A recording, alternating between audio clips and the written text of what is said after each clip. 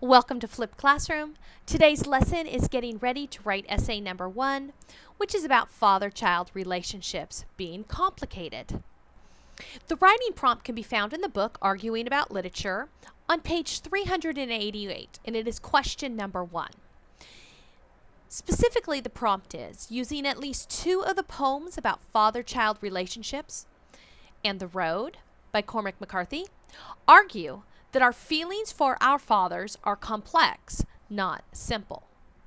The poems to choose from are My Father in Heaven is Reading Out Loud, My Papa's Waltz, Those Winter Sundays, and Forgiving My Father. Notice Forgiving My Father I have written in lowercase letters because I am copying it exactly the way the poet intends for capitalization. Notice the rest are guidelines. They're not hard and fast rules. For example, when I say 1,500 to 1,750 words, including the works cited, if you're a little under, a little over, that's not necessarily a big deal. Throughout the entire class, you have to write 6,000 words. So to reach that 6,000 word goal, this essay should be 1,500 to 1,750. Also, in order to cover the topic thoroughly and not be over wordy, this works out to be a pretty good word count. MLA 8 format, yes, it's a guideline because MLA 8 format is less strict in how you lay out your citations than MLA 7 was. There is a great handout from the ARC library that I've attached to Canvas. If you use EasyBib or one of the other automatic citation machines, be careful. They're good for a place to start, but they're not quite perfect all the time. So if you use EasyBib or some types of citation machine, go back to one of the guides, double check. Also, avoid first-person pronouns, I, me, my, statements such as I believe, I think, in my opinion, because your name is already on the essay, so you're just being repetitive. Now, there are situations where first-person pronouns do work, specifically if you're giving a personal example for evidence. Since this topic involves fathers, you might have an evidence such as when my father and I argued, such and such, or now that years have gone by, I see my father as, and fill in the blank there. Speaking of that, in terms of fathers, do not feel this topic is out of reach if you did not grow up with a father. I mentioned in my notes that I grew up without a father, and my twins are growing up without a father, and they would still be able to write this essay. In other words, you don't need to give personal examples. Also, research is not required. And in many cases, I almost discourage it. Once you start doing research, you are putting other literary critics' ideas into your paper. And that's not the type of paper this is. This is your analysis, your argument. Essay number 3 is a research paper where we do want to know what other literary critics say. But that is not this type of paper. But if you do need to look up a date or you need to find a little bit of information, that's fine. Just make sure you're citing your source. Where can you find information to help you get started? Go back and look in between pages 54 to 66 in your textbook. 54 to 62 talks about identifying issues. Also on 61 to 62, it talks about how to make a claim. This is your thesis statement. Page 63 to 64 is gathering evidence.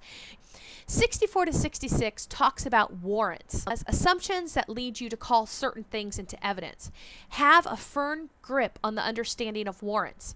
If the book isn't enough explanation, go to Google, do a little research on what are warrants. Quick example, one warrant that most of us hold is the notion that abusive homes are not good for children. So if you're looking at Papa's Waltz, you might bring in that assumption that if the father's an alcoholic, that's not the best place for the son to be. Also, pages 66 on, there are some sample essays for you to take a look at to see how literary arguments are created.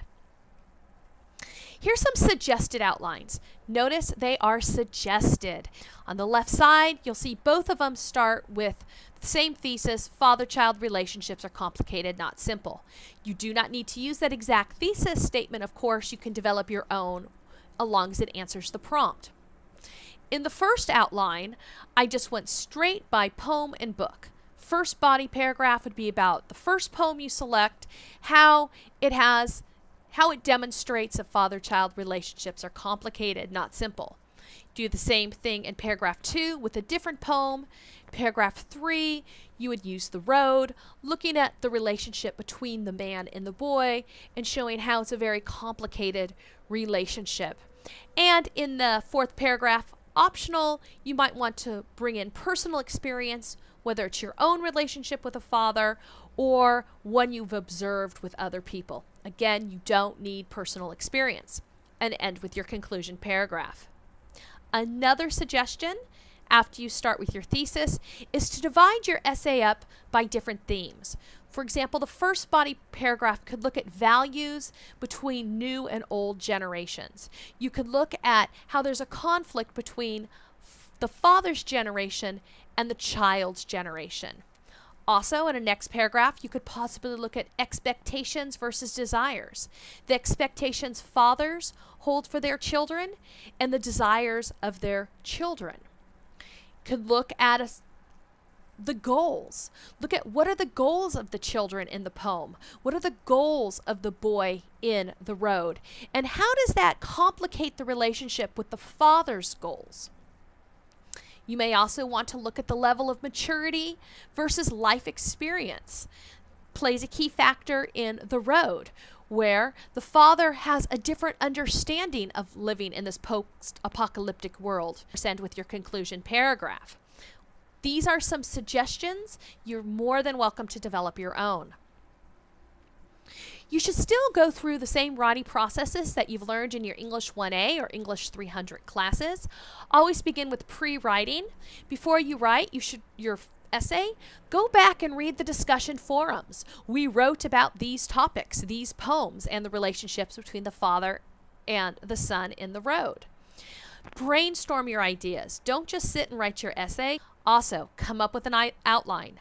You're welcome to use mine as a starter point or your own. Also, stay away from Google. I cannot overemphasize. If you go to Google and type in, you're probably going to get some really good responses. Those are other people's essays. You're starting to borderline on plagiarism, but not even that. You're not having faith in your own ideas. Then you would begin your drafting process, moving on to peer editing. On Thursday, you're going to submit your essay to Canvas.